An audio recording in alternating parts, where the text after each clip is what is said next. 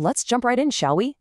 Today, we're doing a complete deconstruction of a single short piece of moral storytelling in this explainer.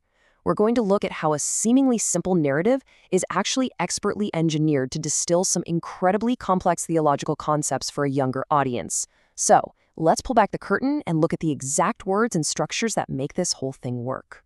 Right off the bat, let's look at the opening line, "A little boy looked at the stars one night." Notice how quickly and efficiently this hooks you in. It immediately establishes this super relatable, quiet nighttime setting. I mean, we've all had that experience, right? Just looking up at the night sky in total awe. The narrative uses the vastness of the stars to spark massive existential curiosity in our protagonist. It sets the stage perfectly, shifting us from a grounded, earthly setting straight into a question of literal cosmic proportions. So here is the complete source material we'll be looking at today. It's a short, structured dialogue between a mother and her son. Now, to be clear, we aren't here to debate theology at all. Rather, we're unpacking the actual mechanics of the storytelling itself as a teaching tool. Every single sentence here serves a very deliberate purpose, and we're going to unpack exactly how it guides the reader from a massive question all the way to a highly specific moral conclusion. Moving on to Theme 1, the big question. We're going to see how the entire structure of this narrative is anchored right here by childhood inquiry. And here is that massive question posed by the boy, who is Allah? It's beautifully direct, isn't it? Kids are just naturally inquisitive, and the author uses this simple three-word query as the ultimate launchpad. Instead of just handing the reader a dry, textbook list of facts, the information is framed as a direct answer to a burning question. The sheer scale of the question demands a substantial answer, and honestly, it ensures we are paying close attention to whatever comes next. Which brings us perfectly to Theme 2, Attributes of the Creator. Let's break down the exact, deliberate phrasing the mother uses to build a bridge from what the boy knows to what he doesn't. Look at how the text carefully balances these attributes. The mother starts with the highly concrete physical universe. She mentions the sky, stars, sun, moon, animals, and us. Basically things the boy can literally see, touch, and understand. But then, once she's grounded the definition in reality, she pivots. She moves straight into deeply abstract conceptual territory, stating he has no parents, no children, and that nothing is like him. It's a brilliant teaching technique, anchoring the learner in the totally familiar before stretching their understanding into the realm of the incomparable and infinite. Let's zoom in specifically on the word creator as it's used in our source text here. Notice that the mother doesn't just drop the title out of nowhere. No, she defines it first through action, the one who made the sky, the stars, and so on. By the time she explicitly uses the title creator, she has already grounded this profound concept in tangible things the boy physically observes in his everyday world. It makes a vast theological concept deeply accessible to a young mind.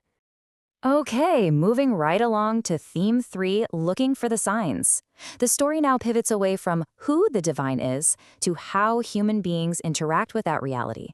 And this shift is triggered by the boy's second major question: can we see Allah? If you've spent any time with a child, you know this is exactly how their brains work. They think, well, if someone made all these incredible, tangible things I can see, can I see them? It pushes the abstract theological discussion right back into a highly practical, sensory inquiry. It essentially forces the narrative to address the limitation of human senses head-on. To answer this, let's break down the real nuance of the mother's reply. The text draws a very sharp contrast here. On one side, you have the limitation of this physical reality. We cannot see Allah in this world. But she immediately counters that limitation with a limitless alternative. But we can see his signs everywhere. It's a fascinating narrative device, right?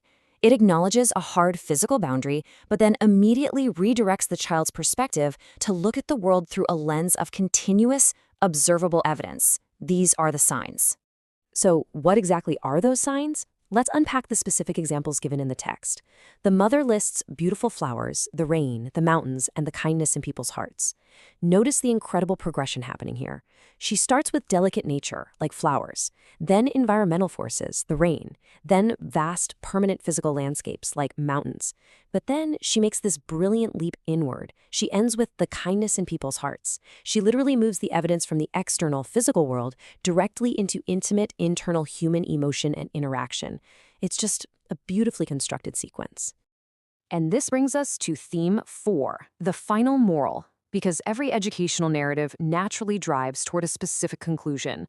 Now we're going to examine how the answers provided in the story are actually meant to shape the expected human response. The text explicitly shows us the boy's reaction. He smiles and he says, "Then I will always thank Allah for all his blessings." The narrative here is actively modeling the desired response for the reader. The boy isn't confused. He is joyful and he's deeply grateful. By having the protagonist arrive at this realization totally on his own, based on the evidence provided by his mother, the story gives us a clear template for how the reader should ideally react to all the blessings we just discussed. Finally, we reach the explicit moral provided at the very end of the source text. This is the summary statement. It neatly wraps up the core theological identity we've explored, naming the divine as our creator and the most merciful. But importantly, it pairs that identity with requested daily actions. We should love, worship, and thank him every day. So the crucial takeaway here is that the text functions by establishing an identity, providing observable evidence for that identity, and then clearly outlining the resulting actions required by the believer. Which leaves us with this thought-provoking question to ponder. How do the simple stories we share shape our understanding of life's most profound mysteries? What we've seen today isn't just a simple bedtime story. It's honestly a masterclass in instructional design.